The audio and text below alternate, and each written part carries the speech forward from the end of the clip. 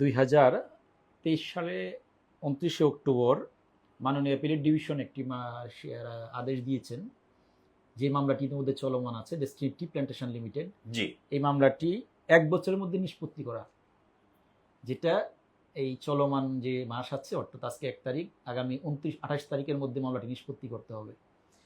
তো যেহেতু সুপ্রিম কোর্টে একটি নির্দেশনা আছে মামলাটি নিষ্পত্তি করার, এই মামলাটি যদি সঠিক সময় নিষ্পত্তি না হয়, সেক্ষেত্রে কি জামিন পাওয়ার কোনো সুযোগ সুবিধা আছে কি, বা জামিন দেওয়ার মতো আদালত কি দিবেন? দেখুন, আদালত প্রথমত মহামান্য উচ্চ আদালতের জামিন মঞ্জুর কিংবা নামঞ্জুর করার যে ব্যাপক ক্ষমতা রয়েছে, আইন বা সংবিধান দিয়েছে, সেটি একটি অফুরন্ত ক্ষমতা, অবাধ ক্ষমতা। কিন্তু বিচারিক আদালত বা নিম্ন আদালত এই ক্ষমতা প্রয়োগ করার ক্ষেত্রে অনেক সীমাবদ্ধতার মধ্যে তারা থাকে, আইনি সীমাবদ্ধ। মহামান্য উচ্চ আদালত যেই নির্দেশ দিয়েছেন, সেই নির্দেশনা অনুযায়ী যদি কোনো কারণে এই বিচারিক আদালত বিধিবদ্ধ সময়ের মধ্যে বা নির্দেশিত সময়ের মধ্যে মামলাটি চূড়ান্তভাবে নিষ্পত্তি করতে না পারেন, প্রবল ইচ্ছা থাকা সত্ত্বেও,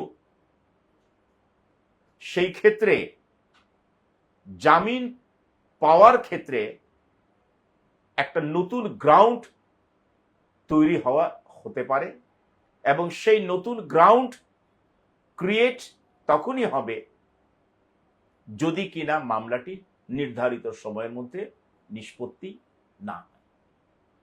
সুতরাং আমরা স্টিল আশাবাদী যে মহামান্য উচ্চ আদালতের প্রদত্ত নির্দেশ অক্ষরে অক্ষরে যথা নিয়মে প্রতিপালিত হবে, এবং সেই ক্ষেত্রে আমরা বর্তমান বিজ্ঞ বিচারিক আদালত, লার্নেড পাবলিক প্রসিকিউটর, কোর্টের স্টাফ, সাক্ষীদের এবং সমস্ত স্টেক হোল্ডার্সদের আমরা পূর্ণ সহযোগিতা পাচ্ছি।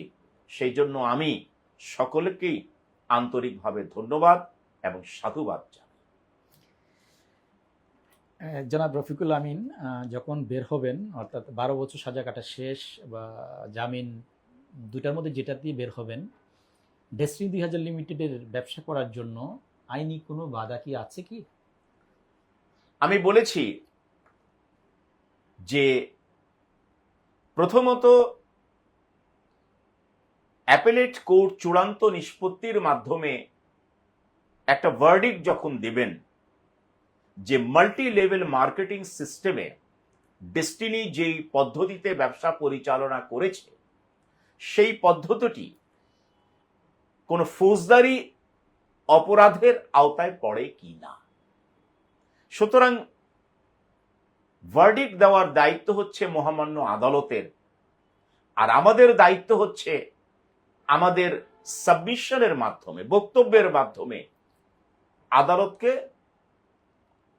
সন্তুষ্ট করা, প্লিজ করা, স্যাটিসফাই করা যে আমরা যাই কিছু করেছি, আমরা কিন্তু সমবায় আইন 2001, সমবায় বিধিমালা 2004, কিংবা destiny tree plantation limited, destiny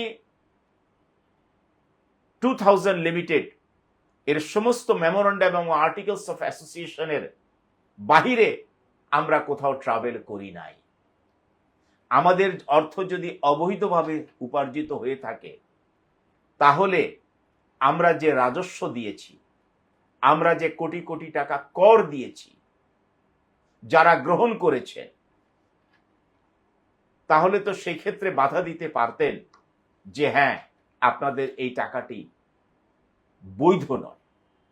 সুতরাং এই দাবিটি হচ্ছিল দুর্নীতি দমন কমিশনের, এবং যেহেতু বর্তমানে সেটি উচ্চ আদালতে চলমান, আমরা সবাই মহামান্য উচ্চ আদালতের চূড়ান্ত সিদ্ধান্তের অপেক্ষায় আছি এবং থাকবো ইনশাআল্লাহ।